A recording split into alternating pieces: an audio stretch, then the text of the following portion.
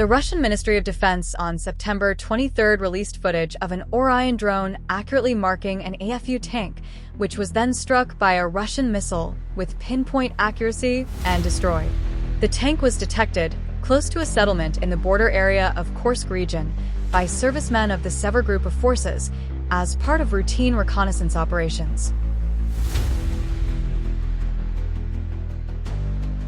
Orion drones perform reconnaissance, fire adjustment, and engagement against the targets within the special military operation. The Orion is a medium-altitude long-endurance drone developed as part of the Russian Ministry of Defense-funded Inokhodets program. The Orion was first unveiled at MAKS 2019. Operational trials of the Orion were carried out in Syria. Following the trials, the Russian military requested additional features which were incorporated. The drone was initially fielded in Ukraine, very soon after the start of the SMO, in a reconnaissance role, equipped with optoelectronic, radar, and ELINT sensors. Later, an attack variant of the Orion was deployed. The Russian Ministry of Defense released a video in March 2022 showing an Orion drone, operated by the crew of Russian Aerospace Forces, destroying the command and observation post of Adar Battalion in the territory of the Donetsk People's Republic. The target was hit by guided aerial munition.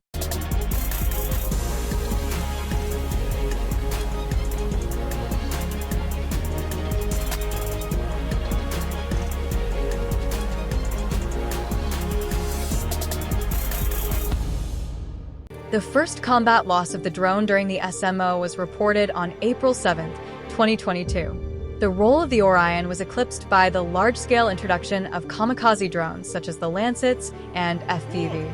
There were several reasons. Deployed with field units and under local command in large numbers, the Lancets and FPVs proved far more effective than Orions. The Orion, operating at medium altitudes, were exposed to Ukrainian air defense systems. Importantly, the number of Orions deployed during the first year was fairly limited.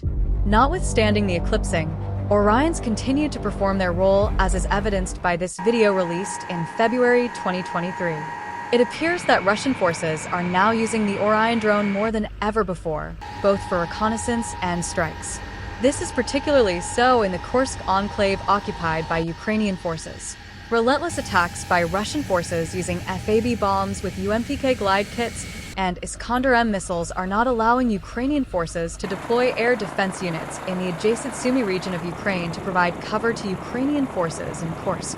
Ukrainian forces, however, have man-pads that can take a toll of Russian armed helicopters attempting to support Russian forces. Apparently, Orion drones are filling the gap operating at medium altitudes out of man-pad range. They can safely provide reconnaissance and targeting support to the Russian forces engaged in throwing out the Ukrainian forces from the Kursk region.